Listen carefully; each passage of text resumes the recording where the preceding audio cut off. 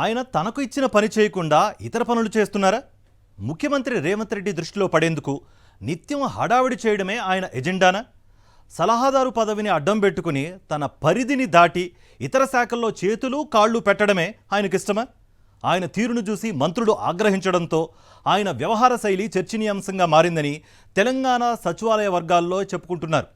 Chief secretary అండదండలు పుష్కలంగా ఉండడం వల్లనే ఆయన అన్ని శాఖల్లో జోక్యం చేసుకుంటున్నారనే విమర్శ కూడా ఉంది. ఇంతకీ ఎవరా అడ్వైజర్? ఆయన కదేంటి? Watch it. తెలంగాణ ప్రభుత్వంలో ఓ సలహాదారుడు వ్యవహరిస్తున్న తీరు వివాదాస్పదంగా మారుతోంది. ఆయనకు అప్పగించిన పనిని పక్కన పెట్టి ఇతర శాఖల్లో పనులు జోక్యం చేసుకుంటున్నారనే విమర్శలకు లెక్కే లేదు. గతంలో ఆయన పలువురు మంత్రుల నిర్ణయాలపై జోక్యం చేసుకుంటే అధిగ్రహించిన ఆ మంత్రులు ఆ విషయాన్ని సీఎం రేవంత్ రెడ్డి దృష్టికి తీసుకుపోయారని సమాచారం.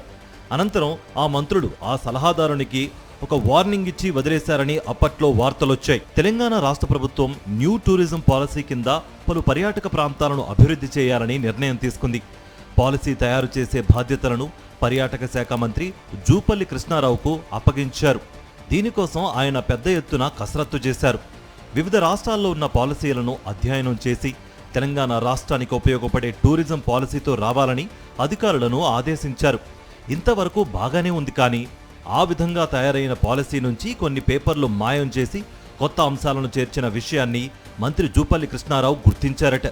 అసలు ఎందుకు మార్చారు, ఎవరు మార్చారు అనే విషయంపై ఆరా తీయగా ఇందులో ఇన్ఫ్రాస్ట్రక్చర్ అండ్ ప్రాజెక్ట్స్ విభాగ సలహాదారుడైన శ్రీనివాసరాజు ప్రమేయం ఉన్నట్లుగా బయటపడిందని సమాచారం. ఇన్ఫ్రాస్ట్రక్చర్ అండ్ ప్రాజెక్ట్స్ విభాగ సలహాదారుడైన శ్రీనివాసరాజుకు మద్దతుగా సిఎస్ శాంతికుమారి ఉన్నారనే ప్రచారం కూడా జరుగుతోంది. ఆయన వివిధ సందర్భాల్లో వ్యవహరిస్తున్న తీరుపై ఒకరిద్దరు మంత్రులు కాకుండా పలువురు కోపంగా ఉన్నట్లుగా చెప్పుకుంటున్నారు. ఆయన తెలంగాణ మంత్రులకు తెలియకుండా వారి శాఖల్లో జోక్యం చేసుకోవడం, సెక్రటరీలకు ఫోన్ చేసి వివరాలు అడగడంపై ఆయా శాఖల మంత్రులు అసహనంగా ఉన్నట్లుగా తెలుస్తోంది. శ్రీనివాసరాజు అడిగే ప్రశ్నలకు సమాధానం చెప్పకుండా సెక్రటరీలు ఎవరైనా ఎదురు ప్రశ్నిస్తే సీఎం రేవంత్ రెడ్డి పేరును ప్రస్తావించి సీఎం కోసం తాను పనిచేస్తున్నట్లు చెబుతున్నారట.